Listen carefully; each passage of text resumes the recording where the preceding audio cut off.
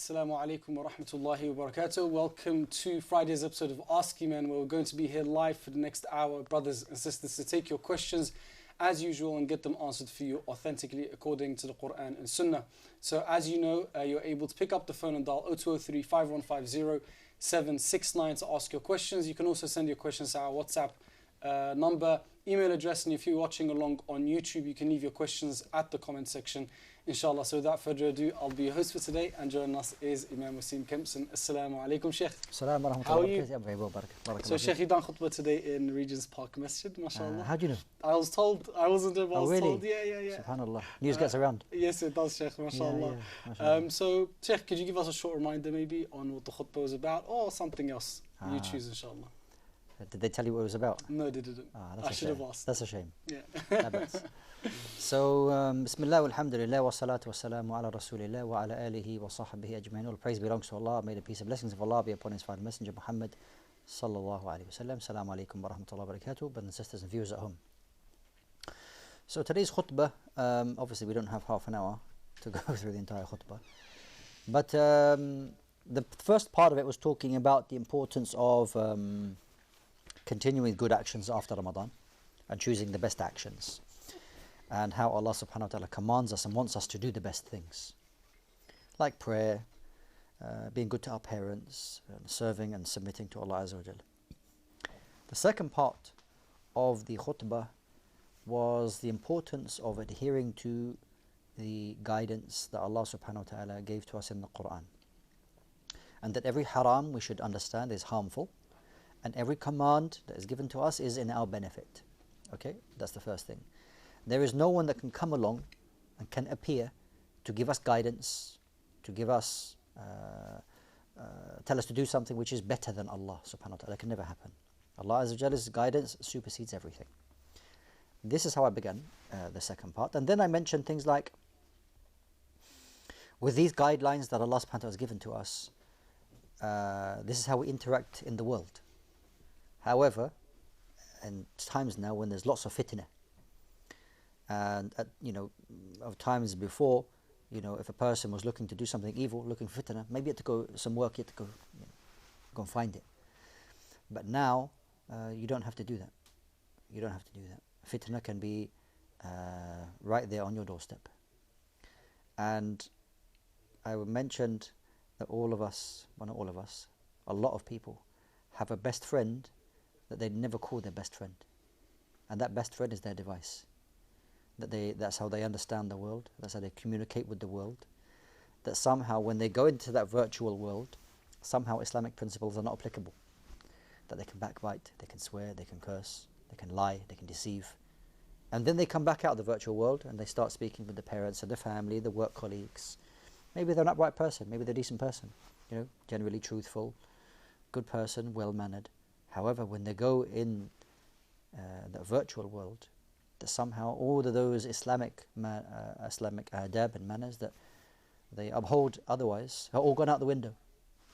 And that how, subhanAllah, how the shaitan deceives them in allowing them and justifying them that they can behave in such a way. So I was touching on these issues. May Allah Azza wa Jalla protect us all.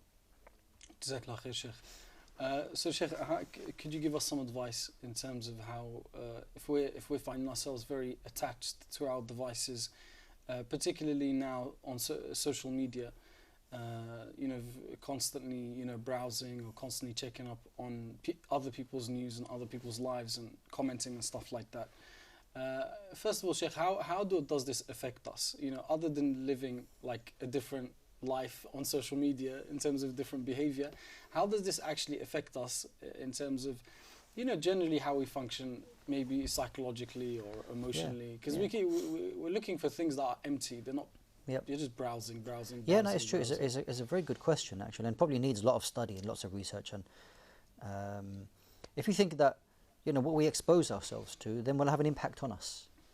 And once upon a time, if you like, when you saw, you heard about a calamity or a disaster, that you'd feel, subhanallah, and what has happened, and because it was rare to you, it didn't happen that often. But now, you could just flick through your social media, and you're exposing yourself to disasters and calamities all over the place. I'm not necessarily meaning that there's a tsunami or an earthquake or there's a volcanic eruption or something like that, but I'm talking about people's lives, people involved in haram, whether it's zina, whether it's backbiting. To be honest with people, most people just skip over the backbiting, as though it's nothing.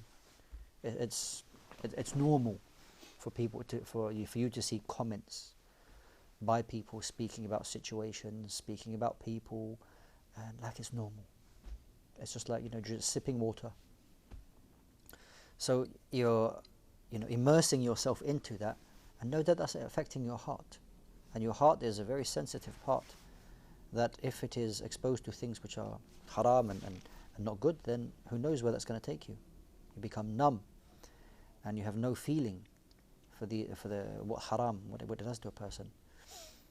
And we know that this is from the signs of time, that the ma'ruf will become munkar, the goodness will become bad, and the bad will become ma'ruf, and the good and the evil will become good to people because of confusion, because people are involved in themselves in so much sin, they don't know how to identify what's good and what's bad.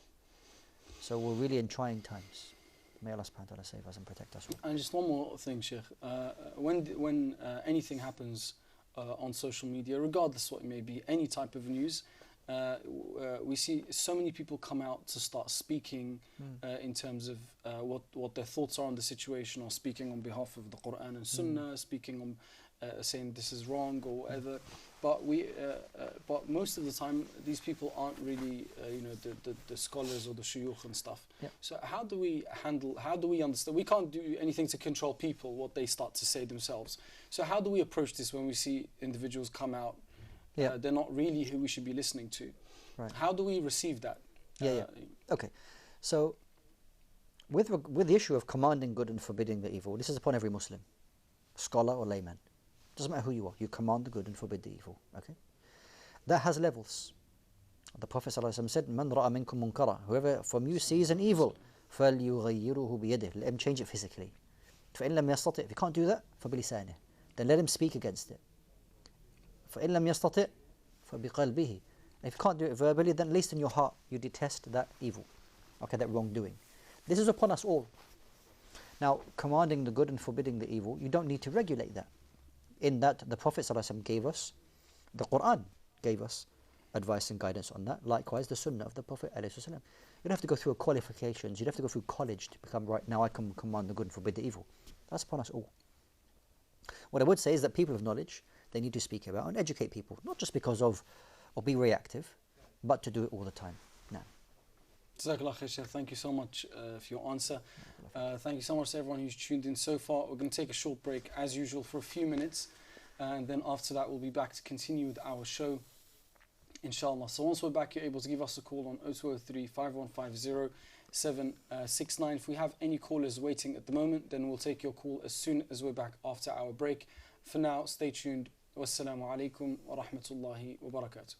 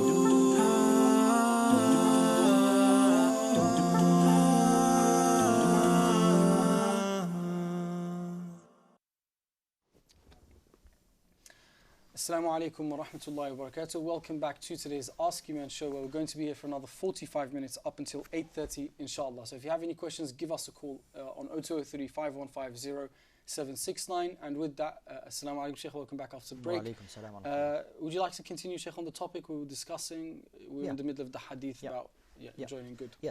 So what I mentioned about the responsibility of those commanding good and forbidding the evil, this is not something that we do reactively. Something pops up and then let's all start, so let's all start commanding good and forbidding the evil, and then once that passes and everything dies down again, and we'll go back to our little places and don't do anything. No.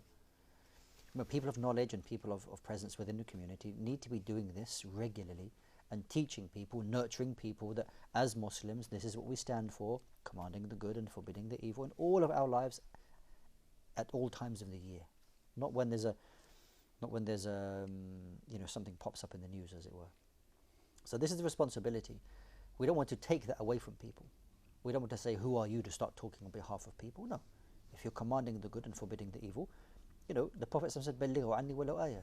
If you see somebody drinking alcohol, you can say, Allah subhanahu wa ta'ala forbids this in the Quran. Okay, I'm commanding the good and forbidding the evil. I'm not going into great explanation. You have the right to do that. If you see a Muslim drinking alcohol, for example, you can say, Allah forbids this in the Quran. Okay, a person is talking about zina and things like that. You can say, Allah forbids this in the Quran. This is haram. It's not allowed for you to do that. Okay? It's on a very simple level. Okay. But it is important that you stay on your level. Okay? You don't start talking about things which you're not sure of. You don't start talking about things which you understand, but maybe a lot of people may not understand. Okay? It's very important that the information that you give to people is that how are people going to understand this information that I give to them? Okay, so this is another, when a person is delivering a lecture, when a person is talking about a matter, they try to take into consideration the people who are listening. Okay, on this show, for example, Ask Eman, okay, when people, they call in or they send messages, the answers that we give are general answers. Okay, they're not in any great way talking about the differences between the madhahib and the evidences and the principles that are, because this program is not for that. Because the majority of people, when they call, when they ask a question, they want a jawab on hakim. They want a wise answer. Am I allowed to do this or not? Can I do that? Is this haram? Is that haram? Can I eat this? If I pray like this, what am I supposed to do? So the answer should not be a lecture.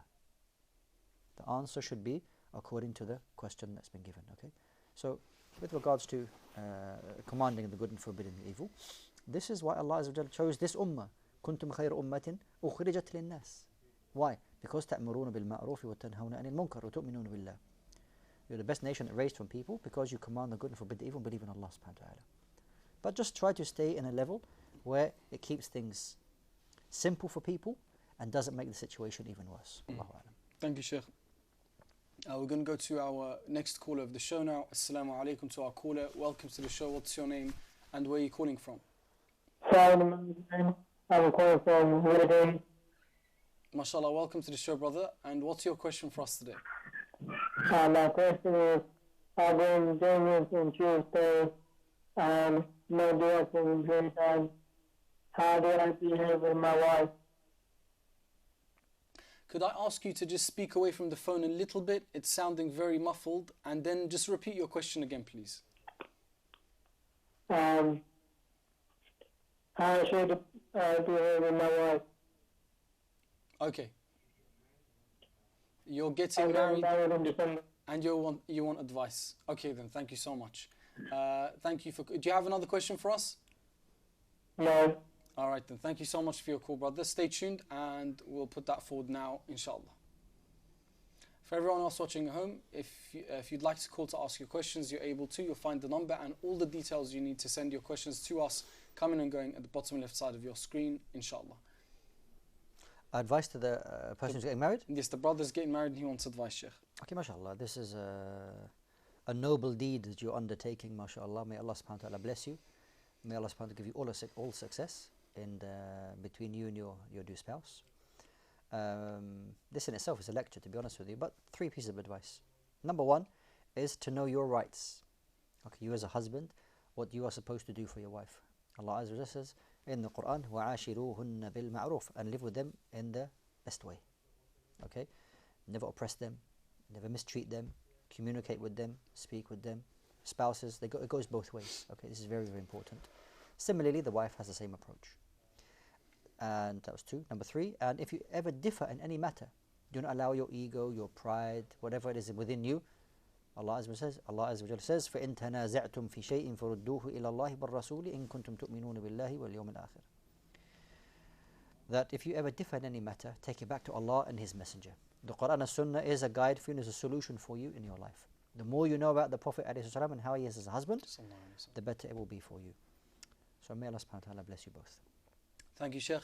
We're going to go to our next caller. Assalamu alaikum to our caller. Welcome to the show. What's your name and where are you calling from?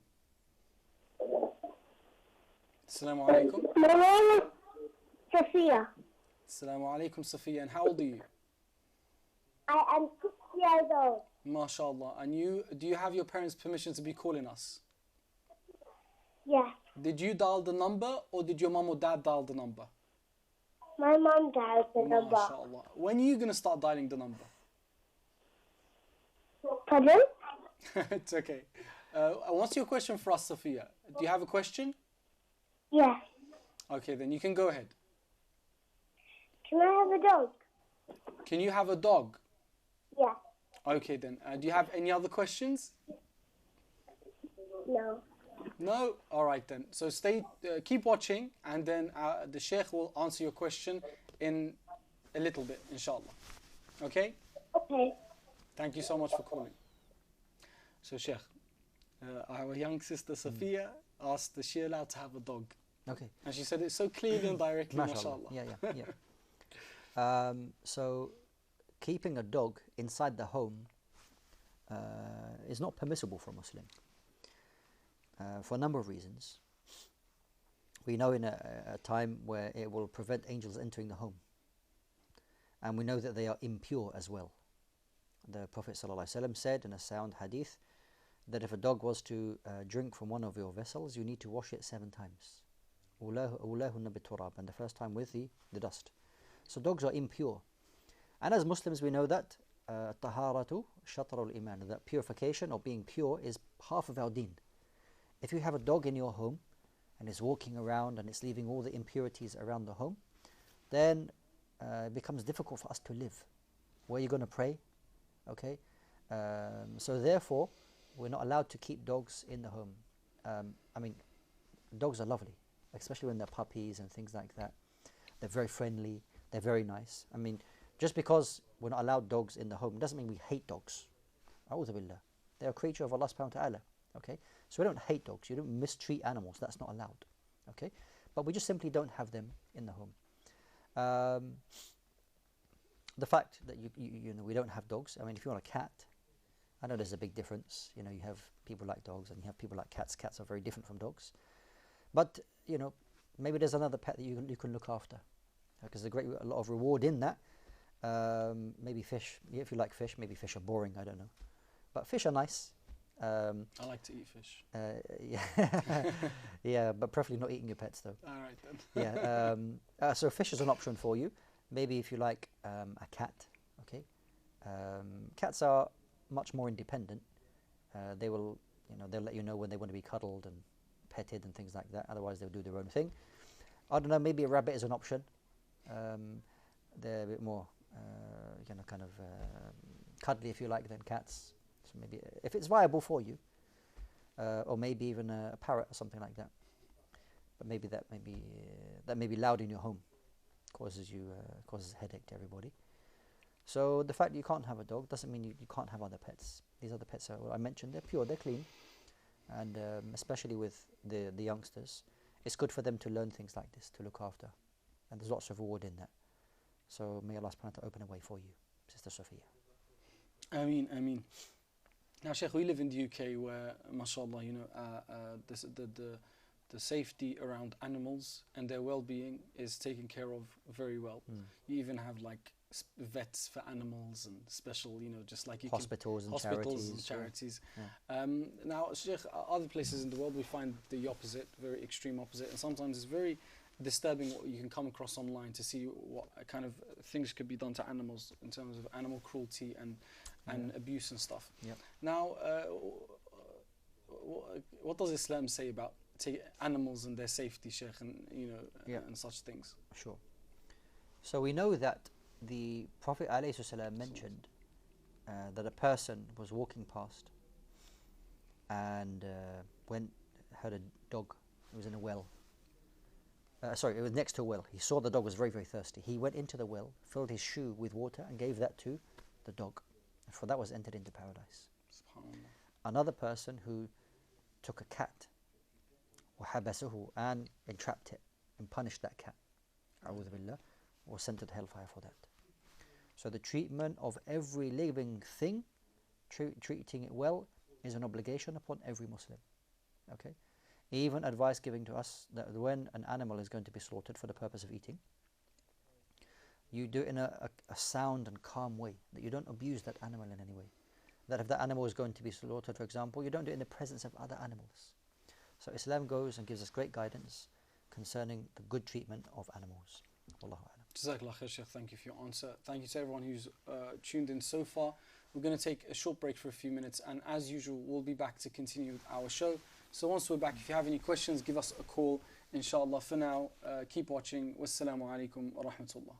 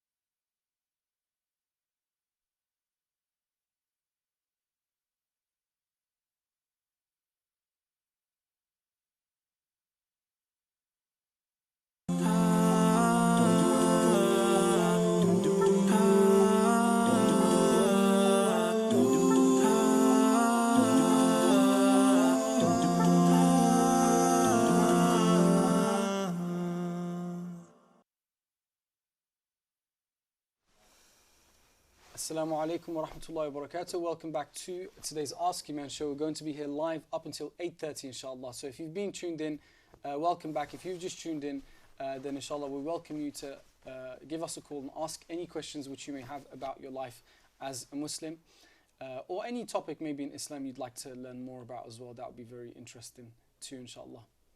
Right, Shaykh? Inshallah ta'ala. Welcome back after the break, Shaykh. Jazakallah. So Shaykh, now we are in the month of Shawwal. The month of Ramadan was very exhausting, very tiring for many. Many may have felt like, oh, alhamdulillah, it's over, which is nothing wrong with that, as long as we worked hard, and put in what we had to. Sure. And now, Shaykh, some of us maybe have been resting since Ramadan. Do we still have an opportunity now to fast the 6 days of Shawwal? And just a reminder, what's the reward of that, Shaykh? To encourage us. Yeah, so Bismillah. The Prophet ﷺ told us that whoever fasts the month of Ramadan and then follows it up with 6 from Shawwal, it is though they have fasted the whole year. So in that we have what? What's the date today in Shawwal? What, the 17th? Today's the 17th of Shawwal, 17th, yes. yeah. So you've got like 12, 13 days left in this month. So there's an opportunity. If you fasted your days of Ramadan, you finish them up, or you had them completed anyway, then you can fast these 6 days. A good reward for that, inshallah. It's a great reward, in fact. And it's something you want to continue with.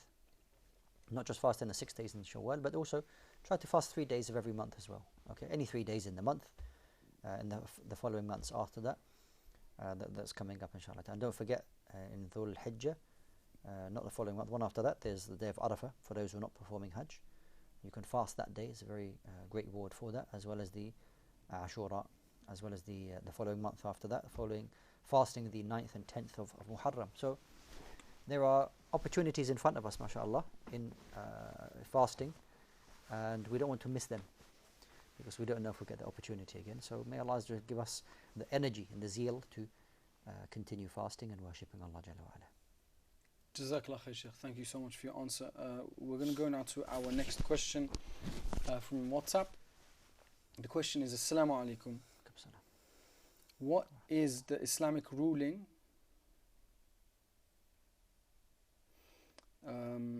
on sitting at a table where alcohol is being consumed? You shouldn't be at the same table. You shouldn't be at the same place where alcohol is consumed. So if you're at a restaurant or something like that, you shouldn't sit there where alcohol is being consumed. Obviously, alcohol is haram, and being in the presence of it, there's an issue with that. So you should resolve the situation so that you're not sitting there. Wallahu a'lam. Jazakallah khair, Shaykh. Our next question is, what is the ruling regarding the earning of a lawyer who has taken a case from a person knowing well that person is guilty, and to defend them as not guilty? Yeah. Are his earnings considered haram or halal from this case? Okay, so with regards to law and Muslims entering to law, there are elements of law which go against Islamic ethics, Islamic law. And then there are parts of the law, let's say English and Welsh law in certain matters, which is completely in line with Sharia law, Islamic law. There's no difference. So therefore, it's permissible for a Muslim to work as a lawyer to ensure that justice is served to those who are deserving of it. And you should work in those areas which are Islamically compliant. Okay? Those areas which are not Islamically compliant, then it's better for you to refrain from that. Then you should try to choose areas of law which allows you to doesn't put you in a position where you're compromising your Islamic principles. So if you take this into consideration, it answers the question. What I would say is, questions like this, which are particularly sensitive, is to speak to somebody in person, so that a detailed answer can be given to you, that your situation entirely is known, so that a solution can be arrived at, inshallah. Jazakallah khair, Shaykh. So I wanted to ask now about the 6 days of Shawwal, Shaykh. we speak about we speak about good actions, we speak about their reward, but sometimes we don't. Of course, you know, the reward is enough of a motivation, but we don't speak enough. Not we don't speak enough, but we don't highlight sometimes why we need to do these things. Now it's great, you know, we have a whole year's worth of fasting or other actions may give us, you know, Allah gives us other incentives. But why do we need to do these actions, or is there a need, Shaykh? Because or are we does it suffice us to just do our obligations, you know, even though we probably fall short on those? That's the point. Exactly. Yeah. Because, you know, when we're offering our obligations, I mean, there's no guarantee that everything that you do is accepted. There's no guarantee that whatever you're doing is offered in the very best way. So therefore, we're in need of doing as many things as we can to compensate for our shortcomings. So this kind of answers the whole thing, really. That, you know, a person just saying, "Oh, this is all I'm going to do, and I'm going to suffice myself with that." Well, it's kind of there's a risk to that. I mean, even the man, he came to the Prophet ﷺ, he said, "I'm going to do all the obligations, won't do any more, won't do any less." The Prophet ﷺ said, he's successful, he can stick to that. If he's truthful to that, he'll be successful. If he falls short on that, then there's an issue. So therefore, you know, offering the 6 days of Shawwal, giving charity, other opportunities and other times, you know, compensates for the shortcomings that we all have. So, as well as the motivation of the reward that lies in these things, we should also bear in mind one of the other reasons why we do this is to compensate for some of the shortcomings that we have. May Allah Jalla wa Ala accept from us all. Jazakallah khair, Shaykh. And if I could add, Shaykh, so what is the bottom line then, Shaykh, in terms of, you know, if we end up with some of these actions that are obligatory, not kind of, you know, not they're not accepted, and then we fall short on the additional things which we have an opportunity to do, to be able to make up for those, what's the bottom line, Shaykh? Well, you know, each person has their own hisab, will have their own accounting on the Day of Judgment, and that will be done by Rabbul Alameen. That will be done by Allah, the Lord of the worlds. There will be people who are shown mercy by Allah Subhanahu wa Taala, and then there will be others who are shown the justice of Allah Subhanahu wa Taala. So it doesn't mean that others are not shown justice. No, what I'm saying is that if people are punished, that is through Allah's justice. Okay, through His knowledge of all that person has done. But we don't want to be in that position. We want to receive and be from those whom Allah Subhanahu wa Taala has mercy upon, and none of us will enter the paradise except through Allah's mercy, not for your actions. That doesn't mean you do not do actions and just wait for Allah's mercy. No, you have to do your actions, fulfill your obligations, and through Allah Subhanahu wa Ta'ala's mercy that He gave you success to do those actions in the first place. And on the Day of Judgment, Allah shows you His mercy and then enters you into the paradise. So the bottom line, if you like, is that you want to be from those people who go to the paradise and don't want to be from those people who go to hellfire. How do I be from the people of Jannah? Read the Quran, what Allah Azza wa Jalla wants from you as a believer, and similarly what we take from the Prophet ﷺ, and know what Allah Azza wa Jalla is angry with, and what will lead people to the path to the hellfire, and therefore then avoid it. Wallahu a'lam. Thank you, Shaykh. Our next question is going to be from YouTube, and the question is, are we able, or am I able, to take on work which may involve working or repairing religious sites or buildings of other faiths? If this is your sole work, if you're a company, you're a building company, then I would assume that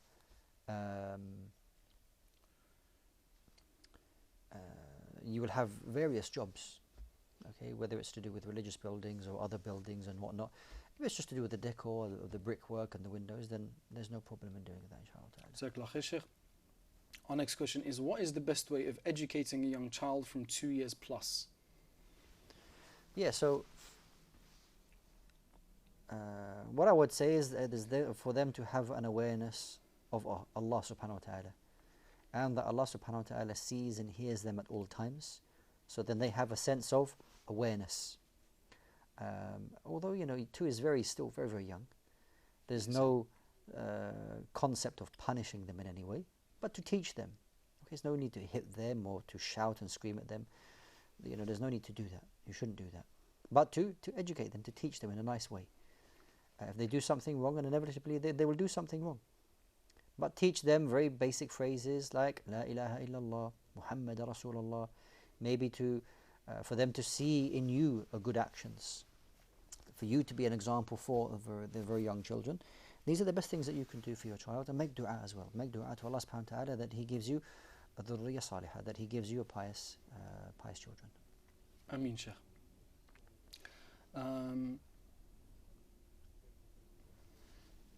The next question is it okay to make up fasts that are missed later on in the year, for example, in August, September, when the days get shorter, inshallah? Yeah. But Shaykh, apologies, we have to go for our break now. Okay. So we'll start with that question when we're back, inshallah. Thank you so much to everyone who's tuned in so far.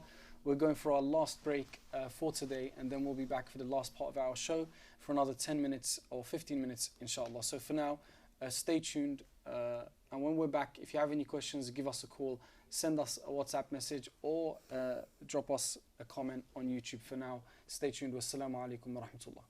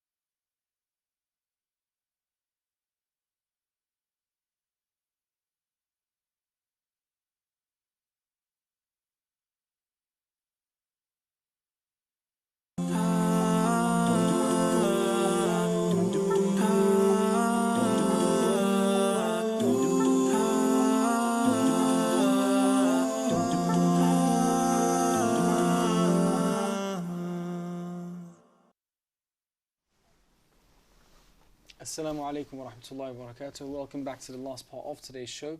We're going to be here for another 10 to 15 minutes, inshallah. So if you have any questions, send them over. And now we'll continue going through our YouTube questions. So if you're tuned in on YouTube, you'd like to ask a question, you can leave it at the comment section, inshallah. Assalamu alaikum, Shaykh. Welcome back after the break. Wa alaikum salam. Our next question, Shaykh, is, I think I asked it, but I'll repeat it before the break. Is it okay to make up fasts that are missed later on in the year, that are missed from Ramadan later on in the year, for example in August and September when the days are much shorter? Okay, so at the moment, Ramadan is in like the May, going into the beginning of June. A few years ago, it's in July, even the days even longer, or later into June. If a person has missed days they didn't do in the month of Ramadan and the longer days, and they want to make up those days when the days are shorter, let's say 3 or 4 or 5 months later, let's say even beyond August, let's say in November and December, when the days are very short, there's no problem. You can do that, inshallah ta'ala. You have the time until the next obligation comes, until the next Ramadan comes, to make up any of those days that are outstanding. Wallahu a'lam. Thank you, Shaykh. Now, Shaykh, though every Muslim is well educated on the Day of Judgment, it's one of the core, the very core elements of our faith, the belief on the Day of Judgment. And that means time's always running out in this life. That means you have to think about the hereafter. Yeah. This life is very momentary. So, how, though we know it, how, Shaykh, what advice do you have in terms of us being able to take it as a reality? Because how life is you go through something, you see the consequence, you learn your lesson. If you don't learn the lesson, you learn it the next time it hits you. But the Day of Judgment is something that is going to hit you once. Do you know what I mean, Shaykh? Yeah. So maybe it makes it a bit difficult to take it as a reality so much, even though death is certain. Yeah, so you're right in that Yawm al-Qiyamah is one of the fundamental beliefs of every Muslim, and even non-Muslims. I mean, people of other faiths, that they believe in a reckoning, that they will stand in front of God Almighty, and that they will be taken to account for their deeds. And this is something that was taught from all the prophets ﷺ, to prepare for the meeting with Allah subhanahu wa ta'ala. Now as Muslims, we want to ensure that we have a good meeting with Allah subhanahu wa ta'ala. And Allah Azza wa Jal mentions a verse the end of Surah Al-Kahf, فَمَنْ كَانَ يَرْجُو لِقَاءَ رَبِّهِ فَلْيَعْمَلْ أَمَلًا صَالِحًا وَلَا يُشْرِكْ بِعِبَادَةِ رَبِّهِ أَحَدًا. That whoever wants a good meeting with Allah, then let him do 2 things, or let her do 2 things. فَلْيَعْمَلْ أَمَلًا صَالِحًا. Then let them do good actions. Okay, don't delay, don't procrastinate. Be on top of things. Offer your prayers on time. Don't be delaying joining them. Oh, it's too late, I'll just do qaza. And don't do that. Just offer your prayers in their time. Okay, and then on top of that, you find that the ibadah becomes light. It becomes easy for you. When you delay, it becomes heavy. When you do it early, it becomes light. So do good actions, righteous actions. Be good to people. Be righteous to people. Give charity if you can give charity, and things like this. And then also, do not associate partners with Allah subhanahu wa ta'ala in your ibadah, in your worship. Okay? When you are worshipping Allah, you don't seek fame. You're not doing it showing off. You only do it solely for Allah subhanahu wa ta'ala. When giving charity, not because you are, so it can be said about you that you are a very generous person. Okay? Or the alim, the knowledgeable person, oh mashallah, look how knowledgeable they are. Or the qari of the Quran, or the reciter of the Quran, oh look how beautiful their voice is. Even the mujahid, the fighter on the battlefield, you're not doing that so that people can say, look how brave you are. Okay, everything should be sincerely and only for Allah subhanahu wa ta'ala. So when we think about a meeting with Allah Jalla wa Ala, remember these 2 things. To remain sincere to Allah subhanahu wa ta'ala, and that's not easy. The shaitan will try to distract you and try to tempt you with many things, try to distort your intention. Okay, so try to remain pure and sincere to Allah Azza wa Jalla, so that therefore means it needs to be renewed constantly. And for you to do righteous actions. Where do we get this from? Look to the Quran, look to the Sunnah, so you can find out this is good And that's haram, that's bad. And Allah knows best. Thank you, Shaykh. With that, we're going to go to our next caller. Assalamu alaikum. Welcome to the show. What's your name and where are you calling from? I'm calling from Hertfordshire, and do I have to give my name? You don't have to. Okay, Assalamu alaikum. Wa alaikum salam. My question to the Shaykh is regarding the Fard prayer, that if one forgets to do the surah in the second rak'ah, which we normally do, is the prayer valid, or do we have to do it all over again, or do a sujood, sajda? If he can explain that. Which surah? Is it the one after Fatiha? After Fatiha, Okay. yes. Okay, inshallah. We'll answer this. Okay, so a person who's praying is required to recite Surah Al-Fatiha in every rak'ah. Right? In the first 2 rak'ah, it is sunnah, it is recommended for you to recite another chapter after Surah Al-Fatiha. If you don't, if you just sufficed yourself with just the recitation of Surah Al-Fatiha, the prayer is valid. Okay, but you've missed out a sunnah. But the prayer is valid. There's no need for you to perform sujood al-sahw, prostration of forgetfulness. The salah is valid, but you just missed out on a sunnah. Wallahu ta'ala a'lam. Jazakallah khair, Shaykh. We're going to go now to our next question from YouTube. Our next question is, do you need to have wudu to drink Zamzam water? Okay, good question. There is no proof to state that you need to be in a state of wudu when drinking Zamzam water. Okay, you can drink Zamzam water at any time, as if you've got it, and you don't need to be in a state of wudu. And Shaykh, are there any etiquettes to when you're using or consuming Zamzam water? So, with regards to etiquettes, we know that the Prophet ﷺ said, "It is Zamzam ma'un lima shuriba lah." Is that what the person intends for it? So, when you drink Zamzam, you make dua. This is one of the good etiquettes. Obviously, you will say Bismillah before you drink it. You will drink with your right hand, and then it is also to sip it in three times, not just to gulp it all down. Okay, so each time you then, if you like, you can make dua while or just before you drink it. Jazakallah khair, Shaykh. Our next question is spreading the goodness of Islam via social media considered Dawa? No doubt, spreading the message of Islam by any means is a form of da'wah, whether it's on social media or whether it's physically in person, whether you're at work or college or university, wherever you may be, and you're informing people about what Islam is about. No doubt that's part of da'wah. May Allah subhanahu wa ta'ala accept from us all. Thank you, Shaykh. Our next question is from WhatsApp, and the question is, what is the difference between Salatul Istighfar and a regular Sunnah prayer? Salatul Istighfar? Salatul Tawbah maybe? Istighfar. Yeah, I mean, okay, so if a person, and regular Istighfar? Sorry, Shaykh? You said the difference between Salatul Istighfar and? Salatul Istighfar and regular Sunnah prayer. Yeah, so when you're offering Sunnah prayers, you'll have an intention behind that prayer. Why am I, what prayer is this, and why am I, apart from the obligations I'm talking about. The obligations, you know why you're doing, because it's an obligation. But other Sunnah prayers. So maybe it's a stressed Sunnah prayer. So the 2 Sunnah before Salatul Fajr. Okay, you know this, your intention is for that. Maybe you feel you've done some sins and you want to offer some salah, asking Allah subhanahu wa ta'ala to forgive you. So that's your intention, that's why you're doing it. Other salah is maybe you just want to offer salah because you want Allah subhanahu wa ta'ala to reward you for that. Okay, so it goes back to the intention that you have, and that essentially is what will determine the difference between the prayers that you offer. Jazakallah khair, Shaykh. Our next question is, when you put shoes on, what foot do you put in first? You should put your right on foot. Start with your right foot, inshallah ta'ala. When you take shoes off, you take off your left, inshallah. Thank you, Shaykh. Our next question is,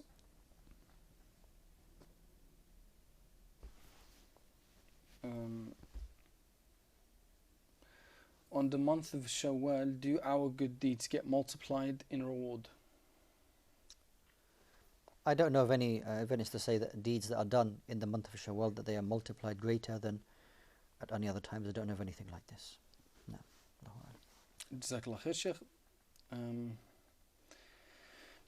Our next question is, I would like some clarification on the raising of hands during salah, i.e. before going into ruku' and after rising from ruku'. Okay, so there's two well-known opinions amongst the scholars. They all agree that you raise your hands at the beginning of the prayer. But for the remaining parts of the prayer, some of the ulama view that you raise your hands before ruku', after ruku', and when you come up from tashahhud. Based upon the hadith of Abdullah ibn Umar radiallahu anhuma. But other ulama say otherwise, that the ruling has changed in that you only raise your hands at the beginning of the salah. It's a valid difference of opinion, and if you're following your particular madhab or that what you have been taught, you're entitled to do that, inshallah ta'ala, and nobody should be rebuked for doing that if you happen to do something else. No, wallahu a'lam. Jazakallah khair, Shaykh. That brings us to the end of our show. I'd like to thank you for joining us today. Barakallah. Thank you. Until next time, I believe tomorrow, possibly. Inshallah. Yeah. Inshallah. So tomorrow we're going to be back with our Ask Eman late night, starting at 10 o'clock tomorrow on Saturday, inshallah. So make sure you tune in for now. Assalamu alaikum wa rahmatullah.